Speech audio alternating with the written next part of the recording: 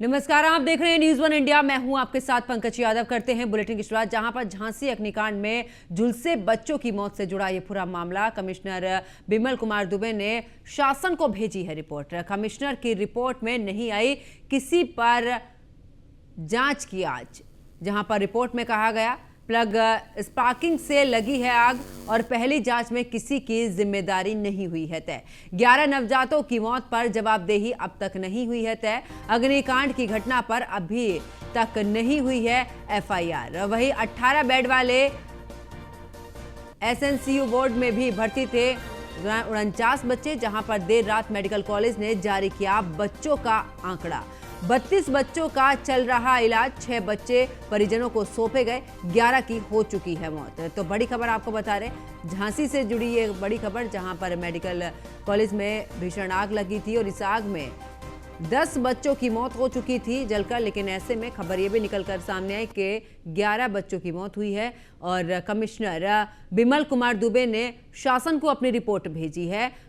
और ऐसे में रिपोर्ट में फिलहाल किसी पर भी जांच की आंच नहीं आई है। इतना नहीं, इस रिपोर्ट में यह भी बताया गया है कि प्लग स्पार्किंग से यह आग लगी और इसी वजह से ये इतना बड़ा हादसा हुआ। झांसी अग्निकांड में झुलसे बच्चों की मौत का यह पूरा मामला है और कमिश्नर की रिपोर्ट में नहीं आई किसी पर भी जांच की आंच। रिपोर्ट में यह कहा गया प्लग स्पार्किंग से यह आग लगी है और आपको बता दें कि पहली जांच में किसी की भी जिम्मेदारी नहीं हुई तय।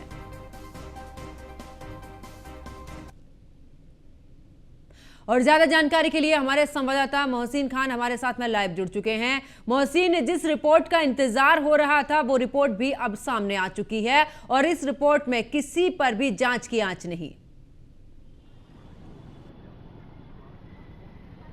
देखिए, बिल्कुल जाहिर तौर पर पंकज, ये बिल्कुल समझ से परे है कि जो पहली जांच हुई है, जो जिला स्तरीय जांच हुई है, जिसको कमिश्नर बिमल कुमार दुबे और डीआईजी झांसी ने किया है, इस जांच में किसी पर भी कोई आंच नहीं आई है और ये जांच रिपोर्ट शासन को सौंप दी गई है। इस जांच रिपोर्ट में केवल इतना कहा गया है कि प्लग स्पार्किंग से ये आग लगी है और इसमें जो पैरामेडिकल स्टाफ है और नर्सिंग स्टाफ है, इसके अलावा 10 नवजात बच्चों के जो परिजन हैं उनके भी बयान दर्ज किए हैं। तो कुल मिलाकर कमिश्नर बिमल कुमार दुबे ने पहली जो जाँच है उसमें सभी को क्लीन चिट दे दी है। लेकिन सबसे बड़ा सवाल यह है और बड़े असमंजस की स्थिति है कि इतना बड़ा अग्निकांड हो गया, 11 बच्चों की दर्दनाक मौत हो गई, लेकिन अभी तक किसी की जवाबदेही तय नहीं की गई है, किसी की जिम्मेदारी तय नहीं की गई है। और सुलगते हुए सवाल यही पूछ रहे हैं कि आखिरकार 11 नवजात बच्चों की मौत का जिम्मेदार कौन है और इतना बड़ा हादसा जो महारानी लक्ष्मीबाई मेडिकल कॉलेज झांसी के एसएनसीयू वार्ड में हुआ है, आखिर उसके पीछे की बड़ी वजह क्या है और उसका जिम्मेदार कौन है। देखिए, यहाँ एक बड़ी महत्वपूर्ण बात और जानकारी निकलकर ये सामने आ रही है कि जिस दिन ये हादसा हुआ है,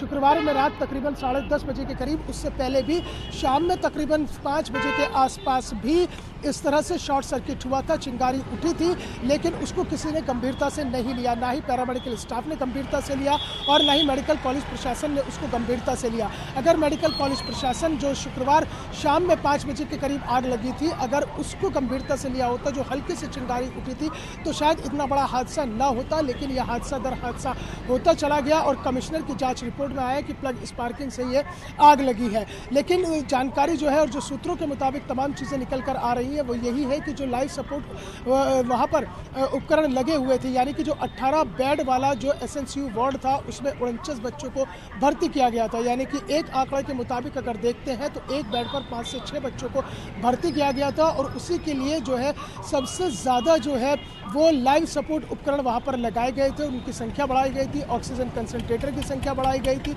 और उसके बाद में जिस तरह से ये भीषण आग लगी और उसके बाद ऑक्सीजन कंसंट्रेटर के पाइप में आग पकड़ी और रिसाव होना शुरू हो गया और इस आग ने विकराल रूप धारण कर लिया। लेकिन कुल मिलाकर इतना ज़रूर है, जो 11 बच्चों की दर्दनाक मौत हुई है उसको लेकर भी जो मेडिकल प्रशासन है वो अलग अलग तरह के बयान जारी कर रहा है। 10 नवजात बच्चों की जो मौत है वो बताया जा रहा है कि आग लगने से हुई है, 70% झुलसने की वजह से इन बच्चों की दर्दनाक मौत हुई है। एक नवजात की जो कल मौत हुई है उसको लेकर मेडिकल कॉलेज की ओर से एक बयान जारी किया गया और उसमें यह कहा गया, ये दावा किया गया कि उस बच्चे की मौत आग लगने से नहीं हुई है, ना ही धुएं के गुबार से हुई है, बल्कि उस बच्चे की जो मौत हुई है प्री मैच्योर बेबी था और उसको बर्थ बर्थ एफिक्सिया एक बीमारी होती है, उसकी वजह से उसकी मौत हुई है। तो कुल मिलाकर अभी पहली जांच में किसी पर आंच नहीं आई है। अभी 2 जांच होना बाकी है, जिसमें एक स्वास्थ्य विभाग के द्वारा जांच की जाएगी और तीसरी जांच जो है वो मजिस्ट्रेटी जांच की जाएगी। इसके अलावा हम आपको बता दें कि आज यहाँ पर एक महानिदेशक स्वास्थ्य चिकित्सा की अगुवाई में उच्च स्तरीय जाँच कमेटी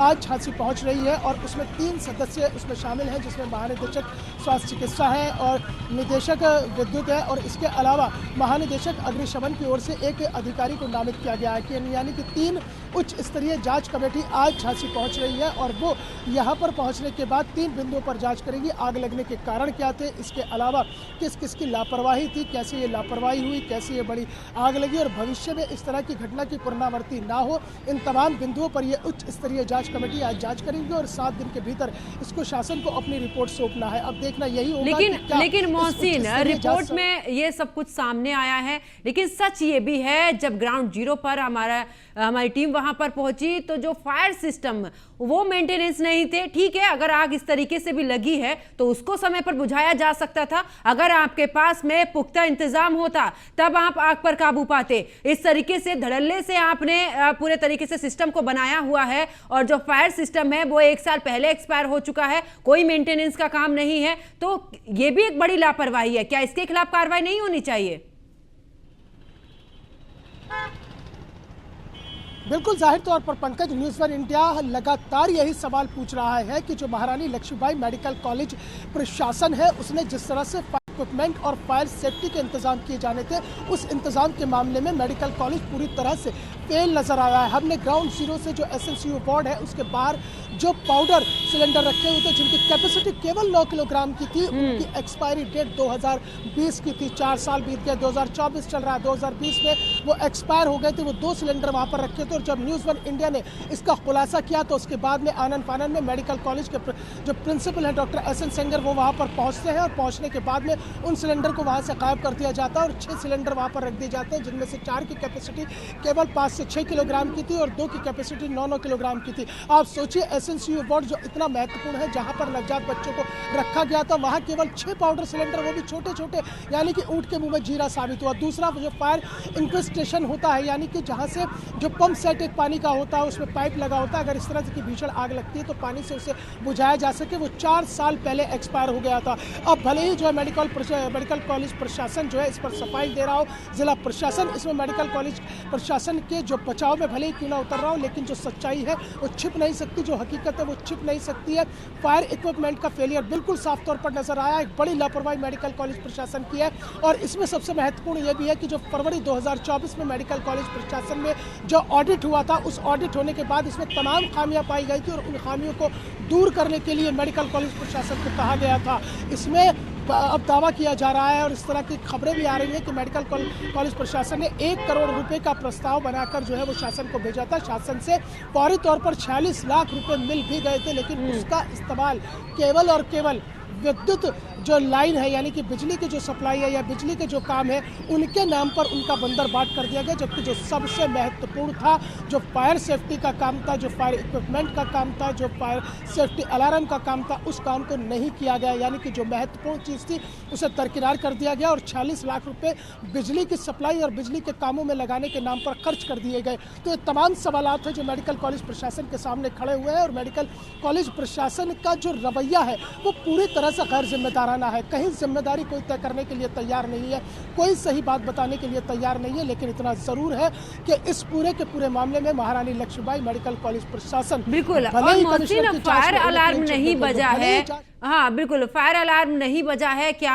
नहीं लग रहा है प्रशासन को कितनी बड़ी चूक है यहाँ पर, कितनी बड़ी लापरवाही है? दूसरा, 18 बेड पर 49 बच्चों को आपने एडमिट किया हुआ है, वहां पर आखिरकार किस तरीके की सिचुएशन होगी? जब परिजनों से भी बातचीत की गई, उन्होंने कहा कि 24 घंटे में एक बार दिखाया जाता था कि कहीं इन्फेक्शन ना हो जाए, इसलिए आप बाहर से ही देखिए। आपने 18 बेड पर 49 बच्चों को एडमिट किया हुआ है, क्या वहां पर कोई बीमारी नहीं फैलेगी? क्या वहां पर दिक्कतें नहीं आएंगी?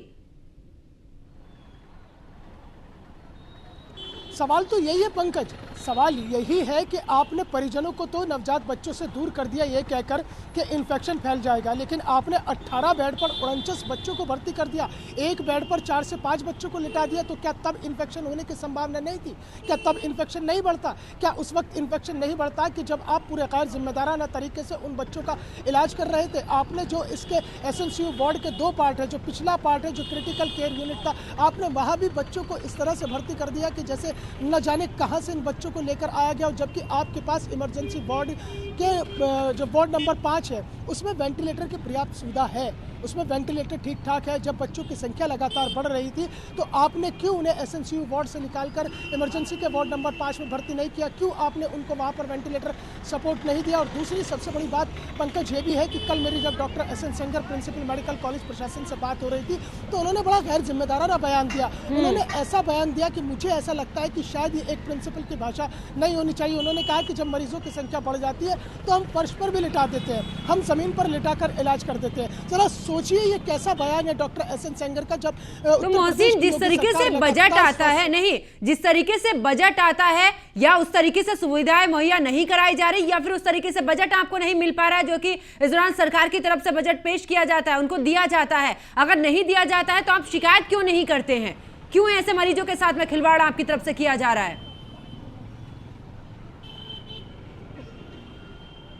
देखिए पंकज, जो बजट होता है और शासन से जो बजट मांगा जाता है और जो शासन से बजट स्वीकृत होता है वो बजट पूरा पहुंचता है। और उत्तर प्रदेश की योगी सरकार स्वास्थ्य सेवाओं को लेकर कितनी संजीदा और गंभीर है इसका अंदाजा इसी बात से लगाया जा सकता है कि करोड़ों रुपए बजट के रूप में मेडिकल कॉलेजेस को और सरकारी अस्पताल को भेजे जाते हैं। इसी महारानी लक्ष्मीबाई मेडिकल कॉलेज को तकरीबन 42 करोड़ रुपए का बजट आया था और उस 42 करोड़ रुपए के बजट को कहाँ लगाया गया, कहाँ खर्च किया गया, उसका अभी तक कोई भी आंकड़ा कोई भी देने के लिए तैयार नहीं है। मैंने डॉक्टर एस एन सेंगर से सवाल किया था कि 42 करोड़ का आप पर बजट आया तो आपने उस बजट को कहाँ खर्च किया? तो कहते हैं कि हमने बिल्डिंग में लगाया है, हमने यहाँ पर लगाया है, लेकिन वो धरातल पर नजर नहीं आता। नई बिल्डिंग की बात करते हैं और नई बिल्डिंग कहीं नजर नहीं आती है, जर्जर बिल्डिंग नजर आती है, जर्जर रास्ते नजर आते हैं। इसी एसएनसीयू वार्ड के बाहर में जब आप निकलेंगे तकरीबन 1 से 1.5 किलोमीटर का ऐसा रास्ता है कि आपका पैदल चलना मुश्किल हो जाएगा। तो जरा सोचिए जब ये हादसा हुआ होगा तो जब महज रेस्क्यू ऑपरेशन बिल्कुल। और मोहसिन, ये एक बड़ी लापरवाही बिल्कुल यहाँ पर सामने है। फिलहाल अभी जांच चल रही है, पहले चरण की जांच पूरी हुई है जिसमें कि यहाँ पर फिलहाल किसी पर भी जांच की आंच नहीं पहुंची है, लेकिन अभी 2 और जांचें बाकी हैं जिसमें देखना होगा कि क्या ये जो लापरवाही है इस पर क्या कुछ कार्रवाई हो सकती है और फिलहाल क्या कुछ इसमें आगे किया जाएगा। तो हादसे का जिम्मेदार कौन, सवाल ये भी है। न्यूज़ ऑन इंडिया ये सवाल भी पूछता है कि फिलहाल हादसे का जिम्मेदार कौन है, कैसे हुई है इतनी बड़ी लापरवाही। 18 बेड और 49 बच्चों के एडमिट वहां पर किया गया है। अब तक प्रशासन ने क्या किया है, आज की अगर बात करें तो इतना समय बीत चुका है, अभी तक एफआईआर तक दर्ज नहीं है। अस्पताल में इतनी बड़ी चूक कैसे हुई है आखिरकार? क्योंकि जिस तरीके से फायर सिस्टम एक्सपायर थे उनका मेंटेनेंस क्यों नहीं कराया गया है? कितने जिम्मेदारों पर अब तक हुई है कार्रवाई? क्योंकि जब एफआईआर तक की दर्ज अभी तक नहीं हुई है, एंट्री और एग्जिट के लिए एक ही रास्ता है, क्यों नहीं उसमें 2 अलग अलग रास्ते बनाए गए हैं? अस्पताल में लगे फायर अलार्म सिस्टम तक नहीं बजे हैं। लापरवाही की हदें जो है वो बिल्कुल पार हो चुकी है। आग लगते ही भाग गया पैरामेडिकल स्टाफ, क्या जिम्मेदार नहीं था? क्या वहां पर जिम्मेदारी नहीं समझी गई है? तो हादसे का जिम्मेदार कौन, ये अपने आप में एक बड़ा सवाल यहां पर बना हुआ है।